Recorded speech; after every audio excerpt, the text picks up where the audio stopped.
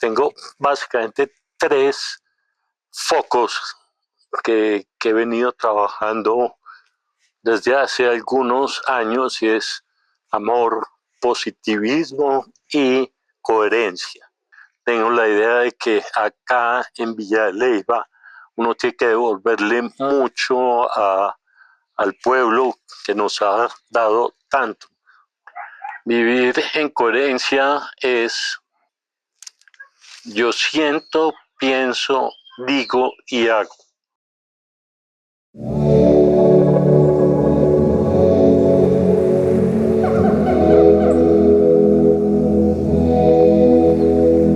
Hay momentos en la vida que te sacuden y otros que te despiertan. Esto es Impactando Vidas, sanando de adentro hacia afuera. Un espacio en el que podrás escuchar mi voz y la voz que reposa en tu interior. El cambio que buscas fuera está esperando que lo descubras dentro. Así que hoy no es un día cualquiera. Hoy es el inicio de algo extraordinario. Soy Catalina Aldana Duque. Bienvenidos.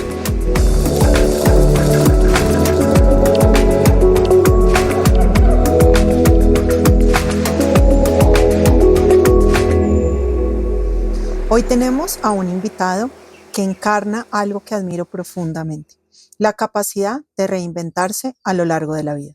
Maximiliano Carriazo es un hombre inquieto, reflexivo y profundamente humano, un emprendedor que desde muy joven entendió lo que significa trabajar, construir y abrirse camino. A lo largo de los años ha vivido distintas etapas, el mundo de los negocios, momentos intensos de vida, desafíos personales y también profundas reflexiones sobre lo que realmente importa.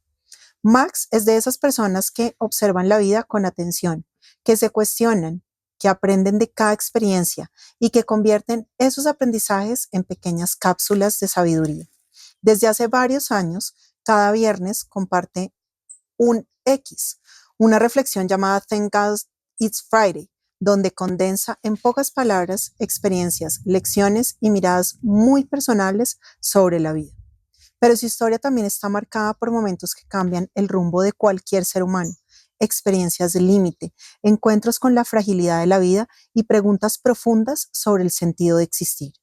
Hoy vamos a conversar con Max sobre espiritualidad, coherencia, aprendizajes, la vida y la muerte, y sobre esas experiencias que transforman nuestra forma de ver el mundo. Más que una entrevista, quiero que este sea un espacio para escuchar la sabiduría que nace de la experiencia vivida. Max, bienvenido a Impactando Vidas. Como siempre, Cata, todos tus invitados quedamos con el cuerpo inflado de esa presentación tan magnífica que haces. Bueno, me gusta mucho que te haya tocado tu corazón, porque ese es el punto de estas introducciones que realizamos en Impactando Vidas.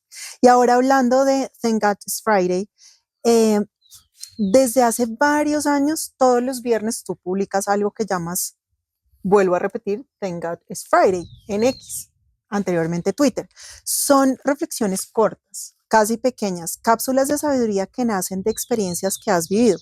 A mí me da mucha curiosidad algo. ¿Cómo nace realmente ese ritual de los viernes? A ver, esto tiene una historia. No sé si ustedes han visto Los Simpson. Sí. Y Los Simpson, cada episodio empieza, tiene una parte que es la misma, estándar, pero en cada episodio hay algo que pasa diferente con Homero para tener un final igual. Y es una cápsula de entrada. Yo dije, ¿por qué si esta gente tiene ese ingenio, por qué yo no puedo adquirir la disciplina de todos los viernes o con cierta periodicidad hacer una cápsula de algún tipo de reflexión, de, como decías tú, alguna experiencia vivida en esa semana? Y ahí nació Thank God It's Friday. Difícil al principio adquirir la disciplina de que sea los viernes que me siente y entonces escriba tiene el límite del número de palabras que acepta X o en su momento Twitter, pero es un reto y creo que es algo que indudablemente permite que la mente esté activa y poder compartir con la gente propias experiencias propias que sirvan para la vida, porque creo que siempre son con un sentido positivo para aquel que las lea. Me encanta esas reflexiones que nos podemos plantear a partir de nuestras propias vivencias y así poder impactar en los demás. ¿Hay un momento específico de la semana en que te detienes a mirar tu vida, como a recordar algo que te pasó, una lección que te dejó marcado, y entonces ahí decides condensarlo en palabras? Yo creo, Cata, que todas las noches hago una especie de reflexión, llámalo reflexión, mantras, etcétera. Tengo básicamente tres focos que he venido trabajando desde hace algunos años y es amor, positivismo y coherencia. Y todas las noches me acuesto y trato de reflexionar de mi experiencia vivida en esas últimas 24 horas y digo, ¿qué está dentro del amor, positivismo, coherencia y qué no está? Y eso me lleva a sacar ciertas conclusiones o ciertas experiencias propias de vida que me ayudan a ser un incentivo para el, la frase del viernes, que sí la hago todos los viernes. Y te quiero preguntar algo más profundo. ¿Qué has descubierto sobre la vida al intentar convertir esas experiencias complejas en frases tan simples? Uno, creo que esto es algo nuevo. No sé si diría de madurez, porque pues creo que uno madura hace bastantes años atrás y no puedo decir que sea vejez porque pues tampoco es que esté viejo, pero sí, indudablemente el hecho de la transición de la vida profesional a ser un jubilado lo lleva a uno a tener un enfoque diferente de la vida y generar más reflexión sobre qué estoy haciendo acá, qué he hecho, qué puedo hacer en lo que me queda de vida y por qué no condensar eso en una frase pequeña. Yo acostumbro a hacer de pocas palabras, mucha escucha, pero entonces esa forma de ser me lleva a que me guste el esquema de poder condensar en pocas palabras un mensaje potente que, que impacte. Wow, es muy profundo lo que acabas de mencionar porque sí, todo lo que tú procesas y como bien lo dices, es una persona de pocas palabras, lo que haces es procesarlo de acuerdo a tu historia de vida en este momento, lo que te está ocurriendo. Sí, creo que también uno no es que tenga la razón, porque he tenido algunos tweets de estos que a veces digo, "Ah, es mi forma de pensar", pero creo que indudablemente si uno está dentro del amor y es un mensaje positivo, esto creo que le cabe a cualquier persona y cada cual lo puede interpretar como quiera, pero en general trato de que sean mensajes positivos. Claro, porque generalmente las personas tienen a esa red social como algo para pelear. O sea, el dueño un poco lo que genera es que las personas se confronten. Entonces, ¿por qué has escogido tú esa red social para dar estos mensajes Yo positivos? creo que todas las redes sociales tienen un algoritmo que son capaces de determinar cuál es el enfoque que uno quiere darle a lo que lee. Y yo particularmente en Twitter o hoy en día X y en TikTok, creo que siempre busco temas positivos, o sea, no busco el chisme, no busco el video del accidente que ocurrió en los últimos días o la bomba que estalló en Irán. No, busco cosas, mensajes, y creo que en las redes hay gente muy importante que tiene mensajes muy positivos que ayudan a orientar. Para el ejemplo, un botón. Creo que impactando vidas es algo que uno debería escuchar con atención porque es un mensaje positivo todos los miércoles. Y así hay mucha otra gente que manda mensajes positivos de reflexión y que creo que son no el escándalo y el show y la locura, el reto de tomémonos esta botella de whisky a pico de botella a ver qué pasa. No, creo que hay en las redes también mensajes positivos y gente positivo como tú que trata de ayudar a que seamos mejores personas todos los días. Así es. Y las personas que te quieren seguir o que dicen, bueno, qué interesante, uno podría entrar en este mundo del Thank God It's Friday, ¿cómo te pueden seguir o cómo te encuentran? Pues estoy como @Max Carriazo, pero afortunadamente tengo un publicista, una publicista que me retuitea por todos lados, entonces, pero la verdad que lo hago con la intención de simplemente que quede, ojalá a futuro, un legado, porque creo que son además temas universales que no son particularmente de este tiempo, sino son mensajes universales vigentes en cualquier momento y creo que puede ser un legado para los hijos y las nietas a futuro, porque además del texto, trato de hacer un pequeño video de máximo 3 minutos, eso sí, no los he publicado, pero que quede el mensaje también en video con un poco más de ampliación del concepto que quiero transmitir. Bueno, muy interesante. Estamos esperando todos a que puedas publicarlos para que podamos tener esa extensión Les de la frase. avisaré con Exacto. gusto. Y ahora hablábamos que tú eres una persona naturalmente introvertida, alguien que observa mucho, que reflexiona mucho y que vive muchas cosas hacia adentro. Y a veces quienes sentimos profundamente, no siempre encontramos fácil poner eso en palabras.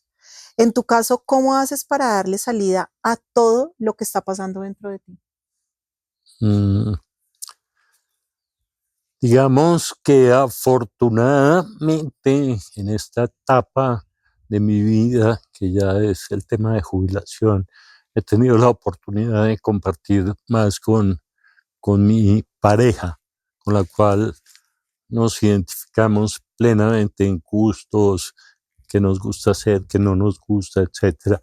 Y hemos tenido la fortuna de irnos o venirnos a vivir a un sitio que es muy particular, donde hemos podido, bueno, siempre lo hemos hecho, pero en particular acá en Villa de Leyva, Boyacá, Colombia, es un pueblo donde hay una sociedad eh, no homogénea, sino heterogénea, lo cual hace que sea mucho más rica desde el punto de vista de visiones, etcétera. Pero sí puede encontrar uno gente con la cual uno puede eh, hacer amistad, compartir muchas formas de pensar y compartir momentos agradables. Creo que esa parte es como exteriorizo todo lo que llevo por dentro y particularmente acá, en la cabeza y Claro, en el corazón. claro, porque ahí en lo que tú me acabas de mencionar, hay personas alrededor, ¿no es cierto? Pero ¿dónde encuentra Max ese espacio para procesar sus emociones y sus pensamientos más profundos? Uno, pues en ese espacio de Thank God It's Friday. Dos, en las reflexiones. Tres, creo que también eh, socializando, pero socializando con un propósito. Yo vuelvo al tema, no es que sea muy expresivo ni muy sociable, pero por X o Y razón que todavía estoy tratando de descubrir cuál es, siempre termino metido en la Junta del Acueducto Veredal de Villa de Leyva. Me termino metido como coordinador de la zona segura para protegernos todos los vecinos. No sé por qué termino involucrándome en todos los temas que tienen que ver con nuestros grupos sociales. Yo digo que debemos construir comunidad y particularmente tengo la idea de que acá en Villa de Leyva uno tiene que devolverle mucho al pueblo que nos ha dado tanto. Soy coach ad hoc en temas comerciales de emprendimientos de muchachos que tienen su negocito acá. Entonces, es también una forma de sacar, exteriorizar todo lo que tú mencionabas de lo que pienso. Qué bueno que lo hayas dicho porque ahí está la respuesta. O sea, tú te acabas de dar la respuesta a lo que dijiste, todavía estoy descubriendo. Así Ahí es. es la respuesta. O sea, ahí tienes toda la respuesta y es todo lo que tú, la forma de exteriorizar lo que tú tienes, la das a los demás y ahí es donde sacas realmente lo que sientes. Qué profundidad de respuestas. ¿Cuál es tu forma, ahora que estamos hablando de la conversación que uno tiene con uno mismo, como cuál es tu forma de comenzar contigo mismo cuando la vida te está moviendo por dentro?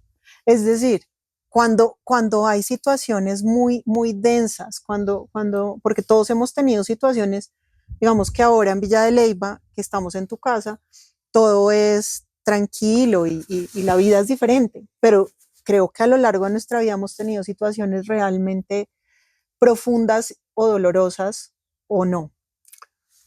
¿Cómo puedes hacer tú para conversar contigo mismo ahí? Creo, Cata, que uno como ser humano tiene varias formas de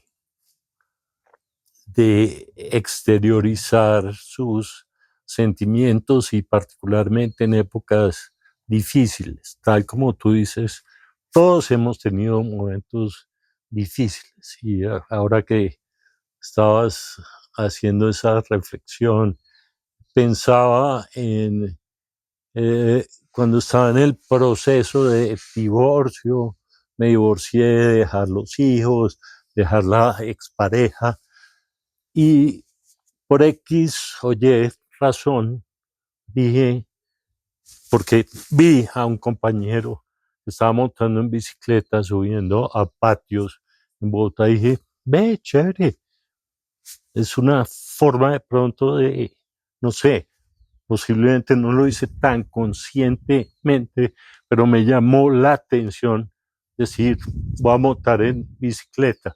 Y ahí encontré que, por ejemplo, el deporte es una forma de sacar todas esas energías negativas, pensamientos que a veces tiene uno que lo van mortificando y no solamente le dañan la cabeza, sino el cuerpo, pues, porque ahí vienen las acidez, que entonces es terrible. Y fue una forma de exteriorizar. No todas las formas de exteriorizar esa tensión, ese dolor, creo que han sido buenas. Tengo que reconocer que, por ejemplo, el trago me encanta y tuve una época de rumba, rumba pesada de alcohol únicamente, no de drogas fuertes, pero también creo que fue otra forma de exteriorizar esos dolores y no estallar como una olla express, porque nosotros los que somos introvertidos a veces callamos y vamos acumulando todo como en la olla express hasta que ¡pum! ¿No? Estallamos. Pero creo que eso ha ayudado.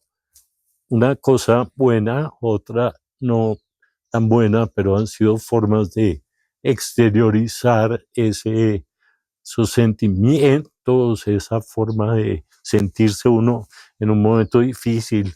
Me quebré después la separación, o sea, todos hemos tenido momentos difíciles y creo que a mí particularmente hoy el deporte es algo sanador. Y lo llevas desde ese momento que dijiste voy a salir a montar bicicleta, desde ese momento lo llevas un poquito más presente en tu Sí, vida. pero no con tanta rigurosidad.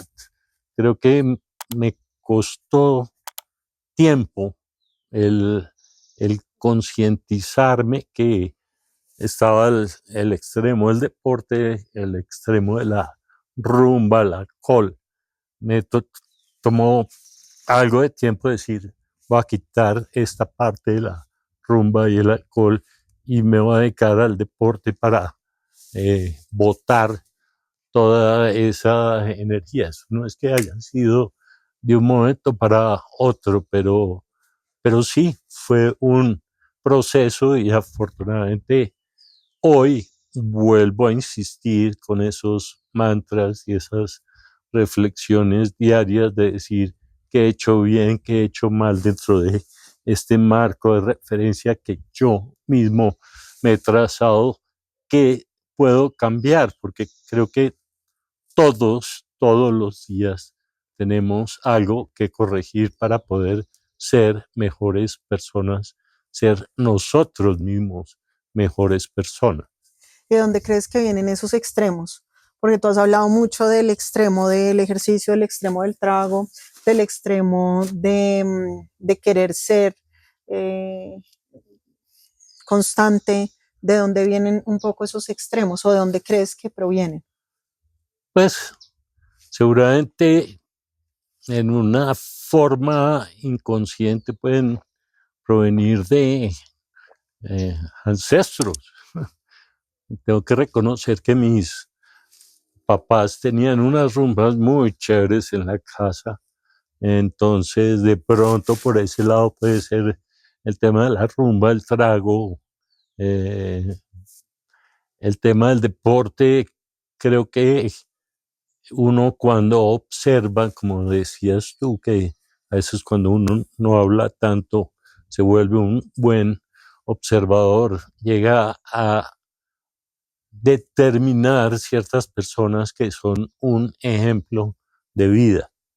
Y tuve en alguna oportunidad en Ecuador de visitar al presidente de una compañía de seguros, un señor mucho mayor que yo, y tenía con mucho orgullo detrás de su escritorio una foto con la medalla de la maratón de Nueva York. Y yo le pregunté, Lucho, ¿qué hiciste? No, corrí la maratón, no sé qué.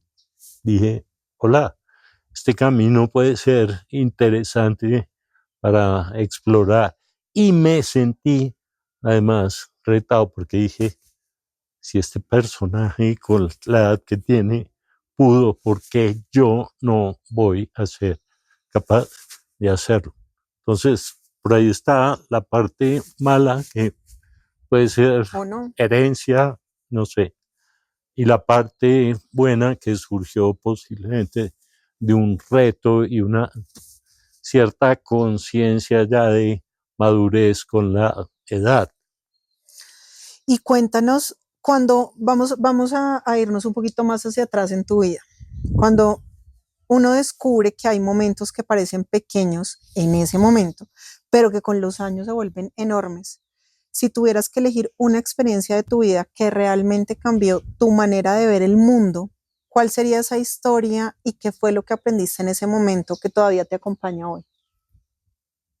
O sea, tengo varias, porque creo que no puede ser una puntual. Yo creo que la vida es una, como decías tú, una secuencia de eventos, pero el tema que hablas de mundo, yo creo que eh,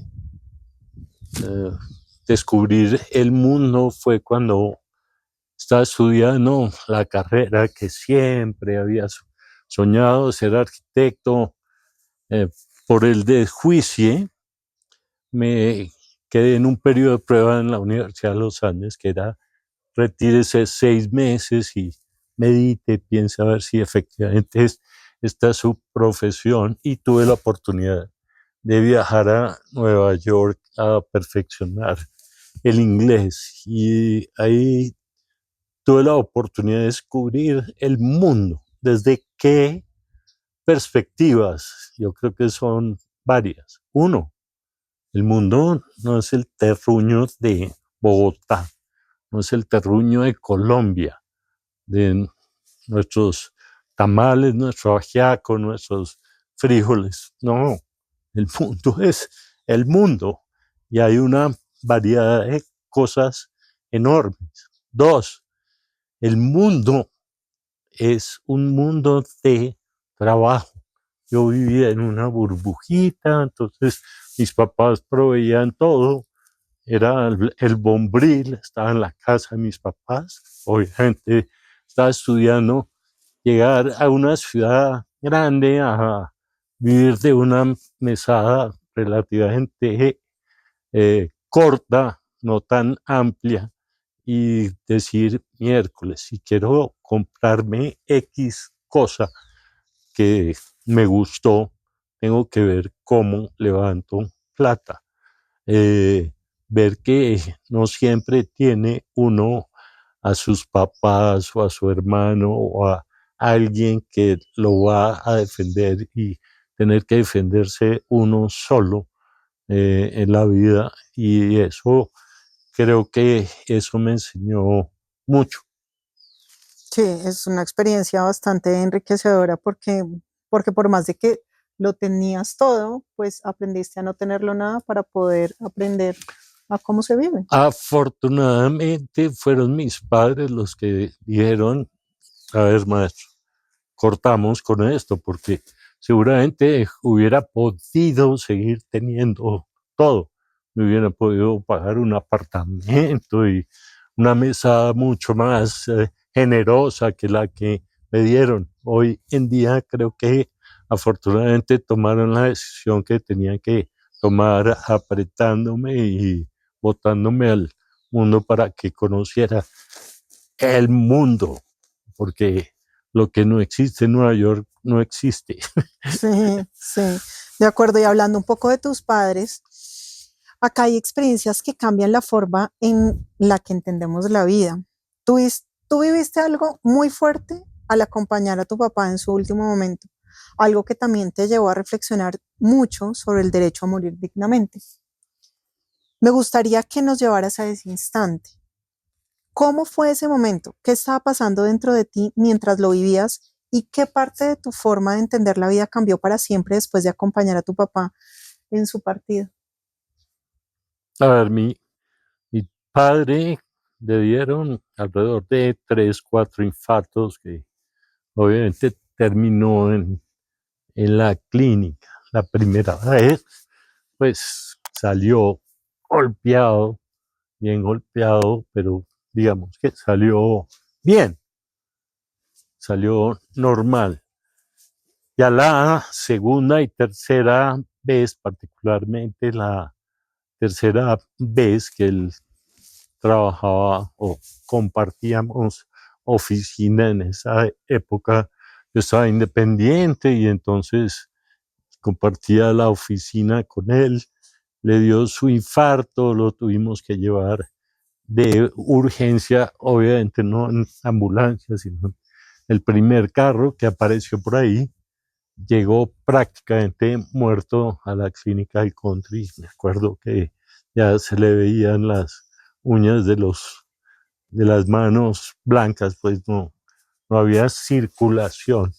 Y de ese infarto, el tercero y penúltimo, él salió muy mal porque le faltó oxígeno al cerebro y entonces quedó con dificultades de habla, se perdía a veces cuando salía a caminar solo y cambió de ser esa persona inquieta, estudioso, etcétera, a no ser un ente, pero sí ser una persona completamente diferente.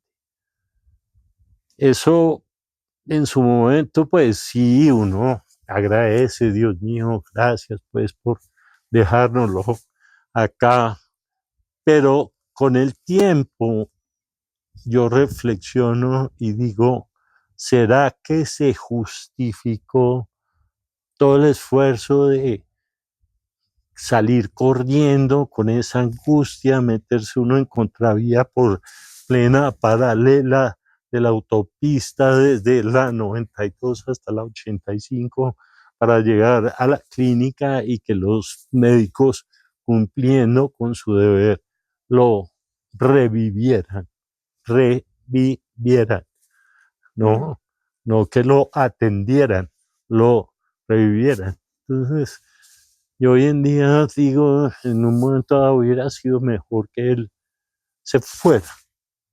En el momento, en la oficina, sí, qué vaina, muy triste y todo, pero era el momento de irse. Y eso me lleva a reflexionar que hoy en día la medicina ha avanzado muchísimo y en un momento dado no se justifican ciertos esfuerzos médicos para mantenerlo uno con vida. ¿Qué es vida? Respirar. Respirar. Puede respirar uno con una máquina. ¿Qué pasa con el cerebro? ¿Qué pasa con las socializar, con tener vida familiar? Eso es vida. El resto no. Estar uno botado en una cama como un vegetal, eso para mí no es vida. Entonces, creo firmemente en que cuando le llegue a uno el momento, tienen que dejarlo ir en paz. Uno estar dependiendo 100% de personas que, a cuento de que le tienen que estar cambiando a uno los pañales y limpiándole todo lo que hace uno. O sea, me parece degradante para uno y para las personas que muy humildemente acogen esa función. Pero es muy difícil uno tener en sus manos, porque eso es lo que uno piensa, ¿no? O sea, el salvar a alguien. Creo que en esos momentos, por eso es importante tener estas conversaciones, porque en esos momentos muchas personas no sabemos cómo actuar. Y no creo que si a una persona le está pasando algo, uno diga, no, tranquilo, duerme en paz. Como que, ¿cómo podemos nosotros llegar a tener esa conciencia un poco más elevada para poder entender la voluntad del otro? No pretendo de que uno deje sentado a la persona con el infarto y ¡ay! Me está doliendo el brazo, estoy que no puedo respirar. No, al punto que voy es, si vamos a poner el caso de mi papá, si lo llevamos al hospital, a la clínica, ¿cierto? Y llegó muerto, lo tuvieron que entubar. No lo entuben. No hagan que él viva con mecanismos artificiales. Hagan lo posible dentro de lo normal pero no lleven más allá el esfuerzo terapéutico y médico para tenerlo ahí. A eso es a lo que me refiero. El día que me pase a mí no quiere decir que mi pareja diga, no, dejémoslo ahí que se muera. No, vamos a la clínica, pero en la clínica si llego muerto, mire, señora, qué pena, pero ya acá no hay nada que hacer. Listo, perfecto. Porque a veces es egoísmo de los que están alrededor nuestro.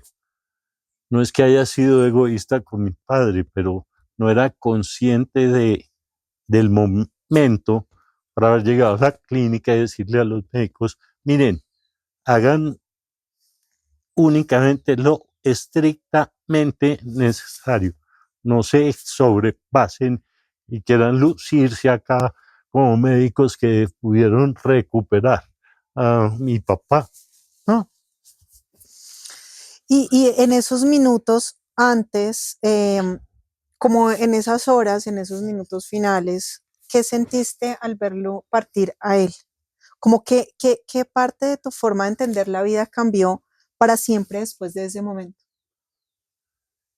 Que creo que uno tiene que tratar de disfrutar a las personas cuando son personas y son de las que uno tiene la imagen de que han generado en nosotros para quererlos, admirarlos, etcétera. Tal como decía mi papá, pues fue otra persona por condiciones naturales de la vida, el hecho de no haber tenido oxígeno lo afectó mentalmente. Entonces creo que uno sí tiene que vivir es con las personas como tal. Cuando uno empieza a disvariar o a olvidarse del nombre de la pareja, etcétera, ya deja de ser uno y ya creo que no tiene sentido seguir en la vida por uno y por la, las personas que lo rodean a uno. ¿Cuáles fueron mis sentimientos en los últimos minutos? Te cuento. Estaba mi papá en cuidados intensivos, entraba uno 10 minutos.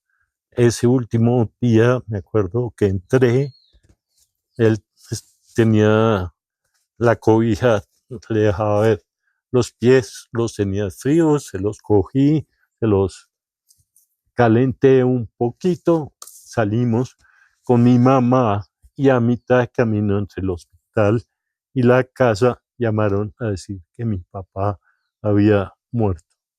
La reacción de mi mamá fue, devolvámonos, que no sé qué. Le dije, ¿para qué? Para ver un bultico ahí en, en una camilla. Ya tengamos la imagen de mi papá cuando él era la persona ideal como esposo, como padre y dejémoslo que se vaya, ¿no? Sí, muy duro, pero sí, así Así es. es. Y hablando de esta partida, la espiritualidad, ahora llegamos como a la espiritualidad. Hay personas que llegan a través de libros, ¿no es cierto? Otras llegan a través de alguna crisis, preguntas o algún momento límite. En tu caso, Max, parece haber sido un camino construido a partir de muchas experiencias de vida. Si miras tu historia con honestidad, ¿cuándo comenzó realmente tu búsqueda espiritual y qué preguntas profundas te llevaban a empezar ese camino interior? Sí, hay una diferencia importante entre la parte religiosa y la parte espiritual, porque de pequeño en el colegio fui acólito. Yo no sé si esa figura existe aún, pero eran los muchachitos que le llevaban al padre el, el vino, el agua, la coquita para que se lavara las manos después de haber dado la comunión, etcétera. Digamos que nací y crecí en una familia católica practicante. Yo no es que haya sido muy practicante gratificante. Pero con el tiempo, indudablemente, creo que sí hay algo supremo que, que con el tiempo y con lecturas he ido cambiando la figura de un Dios religioso, un Dios que a veces desgraciadamente lo pintan como es muy benevolente, pero al mismo tiempo castiga, entonces el infierno, etcétera. Creo que en el universo hay un poder superior que está basado en el amor y vivir en el amor. Hoy en día, entonces, me considero una persona espiritual. Creo que el meditar, el interiorizar, el ser consciente de uno mismo, lo que te decía de los mantras, y uno ser capaz de todas las noches hacer una autorreflexión honesta, que es difícil. Creo que indudablemente sirve y volviendo a las redes, uno lee muchas cosas de que el bien se devuelve acá. Entonces creo que eso es importante. Entonces no es religioso, sino espiritual. Y hoy me siento muy espiritual. Y si miramos tu historia con profunda honestidad, ¿cuándo comenzó realmente tu búsqueda espiritual y qué preguntas profundas te llevan a empezar ese camino interior?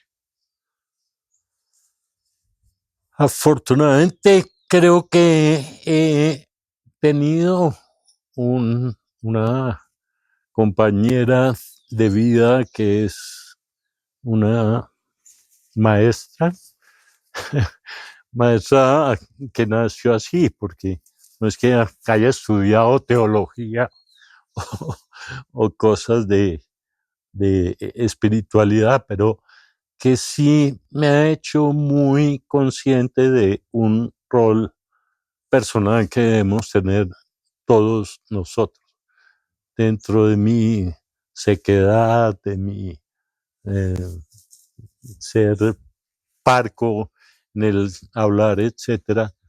Por ejemplo, a mí a veces por descuido no saludo. Ella me dice, gordo, ¿por qué no saludaste a fulanito, a sultanito?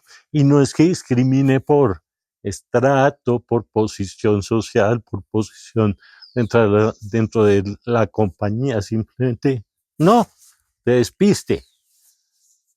Eso, el hecho de ver algo que nos le agradezco también a la organización en la cual trabajé, que era increíble, que sacrificaba o le dedicaba mucho tiempo a los ejecutivos de primer nivel en temas como de ser consciente de los invisibles.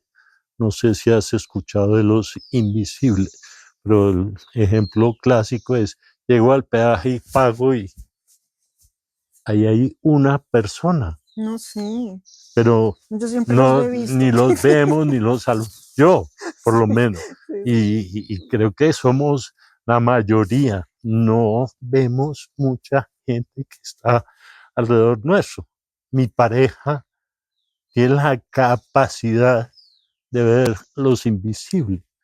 Cuando estábamos construyendo la casa en Villa de Leyva, eh, era la época de los caminantes, migrantes de Venezuela. Yo, verlos, nunca. Ella fue la que me dijo, oye, paremos acá y ayudémoslos, compremos con galletitas para darles. Ahí creo que eso me ayudó a buscar la espiritualidad, amor y un sentido positivo de la vida. Sí, así es. Porque a lo largo de la vida todos desarrollamos pequeñas anclas para sostenernos cuando llegan los momentos difíciles. En tu caso, nos has hablado bastante durante esta charla sobre los mantras y has hecho mucho énfasis que se han convertido en algo muy importante para ti, sobre todo antes de acostarse. Me gustaría ir al origen de estos mantras. ¿Recuerdas el momento en que descubriste el poder de un mantra por primera vez? No lo tengo muy presente como algo específico, pero sí, indudablemente, a través de la vida, creo que me ha enseñado de que en la medida en que uno se repita a sí mismo ciertas cosas, indudablemente cambia la forma de pensar. Y si yo mm, tengo un dicho, esto no es autoría mía, sino que lo aprendí en la vida corporativa, y es el hecho de que para cambiar uno es inicialmente inconscientemente incompetente. Todos tenemos cosas que podemos mejorar, pero no nos damos cuenta. Cuando viene el cambio, cuando soy conscientemente incompetente, digo, uy, sí, qué vaina. Me miro al espejo y digo, esto hay que cambiarlo, y empiezo a trabajar para cambiarlo. Después me convierto en conscientemente competente. Después de ese trabajo que hago para mejorar esa incompetencia, ya adquiero las habilidades, y el último paso es ser inconscientemente competente. Quiere decir que ya se convierte esa habilidad en un hábito. Ese ciclo y ese reconocimiento de que debo mirarme objetivamente al espejo todos los días es lo que me ha llevado a ese proceso de transformación positiva, creo. Claro. Y hay algo muy valioso, bueno, creo que hay muchas cosas valiosas para rescatar, pero la más importante es uno darse cuenta de lo que uno pudo haber estado haciendo durante toda su vida. Acabas de mencionar aspectos muy importantes y son eh, uno ser capaz de reconocer, creo que eso no lo hace nadie, de reconocer como sus errores y decir, a mí me pasó esto y yo era así y yo cambié y puse todo de mí para cambiar. Eso no es tan fácil, porque lo más fácil es siempre decir que nosotros somos los mejores o que hacemos todo bien. Entonces, eso es algo que yo valoro profundamente de ti, porque has caído en cuenta y en reiteradas ocasiones en esta charla has mencionado eso, como, como sí, yo lo hice, uno no es que esté orgulloso o no estoy orgulloso, es lo que hay, es lo que fue, pero he hecho de todo para cambiarlo y eso es algo que lo valoro Trato todos profundamente. los días de hacer algo para cambiarlo. Y la coherencia, Hmm. digamos, acá estamos hablando de trato de hacer todos los días algo para cambiarlo y eso es algo por lo que tú luchas todos los días. Hay una palabra que aparece mucho cuando uno escucha tus reflexiones o lo que lee o lo que compartes y es la coherencia. En una época donde muchas veces vivimos entre lo que decidimos, lo que mostramos y lo que realmente somos. ¿Qué significa para ti vivir en coherencia con uno mismo? Vivir en coherencia es, yo siento, pienso, digo y hago. Y las eh, cuatro aspectos tienen que estar perfectamente alineados para realmente llegar uno a un nivel de coherencia. Porque es que uno tiene muchas veces a tener una proyección hacia afuera diferente de la que posiblemente nunca ha reflexionado hacia adentro. Es decir, yo me miro al espejo y soy completamente diferente de lo que digo. Entonces, me encantan los árabes cuando saludan así, que dicen como desde el fondo lo que digo, lo que pienso, y que haber esa coherencia. Es algo con lo que peleo todos los días y sigo peleando todos los días porque uno para hacer juicios y echar discursos, está listo para lo que quieran, pero ¿qué sentido tiene estar uno hablando de no fumar a los hijos cuando lo ven a uno echando humo? Y eso es credibilidad y tener el poder de la confianza, que la gente confíe en uno. Yo creo que tiene que tener un alto nivel de coherencia. Y por, pues, por último, ya un poco cerrando, ¿qué persona o quién ha impactado profundamente en tu vida? Pues indudablemente creo que mis padres han sido un impacto, cada uno a su manera, siendo personas completamente diferentes, pero indudablemente impactaron mucho en mi vida y pues la forma de pensar, de interactuar con el día a día.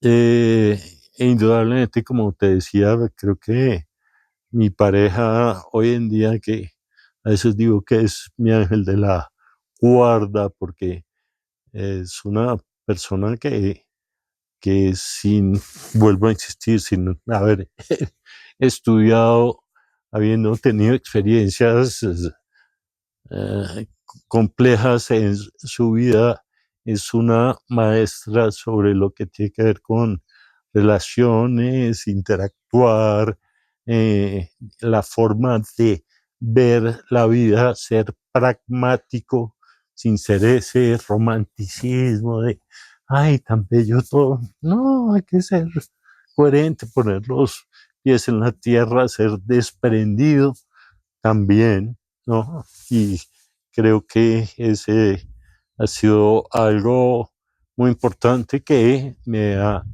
llevado a ser lo que soy hoy, que creo que soy mejor persona que lo que era hace 50, 40 años atrás. Y por último, ¿cómo titularías tú este episodio hoy? El episodio de hoy. Busquemos ser coherentes con lo que pensemos. Yo no voy a cuestionar lo que piense cada cual, pero sea coherente. Si usted quiere ser un bandido, pues sea un bandido y actúe como un bandido, ya verá usted. Pero busquemos la coherencia, porque creo que eso, el tema de la tranquilidad que le da a uno de mirarse uno al espejo y decir, pucha, si estoy siendo como digo que debería ser, eso para mí es lo último. Max, gracias por abrir este espacio con tanta honestidad y tanta humanidad. Hoy no solo escuchamos una historia, escuchamos una vida pensada, sentida y reflexionada. Una vida que nos recuerda que las experiencias más difíciles muchas veces se convierten en lo que más nos transforman. A lo largo de esta conversación tocamos temas que a veces evitamos mirar de frente: la muerte, la espiritualidad, la coherencia, las preguntas profundas sobre el sentido de vivir. Y al escucharte, queda claro que la vida, cuando se vive con conciencia, siempre termina dejándonos aprendizajes. Este episodio es una invitación para quienes nos escuchas a detenerse en momentos, a respirar y a preguntarse: ¿estoy viviendo de forma coherente con lo que realmente soy? ¿Estoy escuchando lo que la vida me está enseñando? Max, gracias por recordarnos que cada experiencia, incluso las más difíciles, pueden convertirse en una fuente de sabiduría si estamos dispuestos a mirarla con honestidad. Y a quienes nos escuchan hoy, ojalá esta conversación no termine cuando acabe el episodio. Ojalá se convierta en una pregunta que cada uno pueda seguir explorando en su propia vida. Muchas gracias por haber estado con nosotros. Gracias, Kat, por la invitación y por ayudarme a sacar tantas cosas, y me encanta de que por ahí te vi emocionada y eso me emociona a mí también. Este episodio suena como suena gracias al talento de Felipe Gómez Mejía, productor de audio, quien no solo escucha, sino que transforma cada silencio en emoción. Si estás atravesando un momento difícil o algo de lo que escuchaste aquí tocó tu corazón, escríbeme por mensaje directo en Instagram como @bytrefri o comenta en este episodio. Soy Catalina, la guía que tu alma pide en silencio. La dirección, producción y edición estuvieron a cargo de Catalina Aldana Duque. La música, grabación y edición audiovisual fueron obra de Felipe Gómez Mejía. Feel It. Si este episodio te gustó, apóyanos en nuestra vaca y ayúdanos a seguir creando contenido que impacta vidas. Nos escuchamos en el próximo episodio.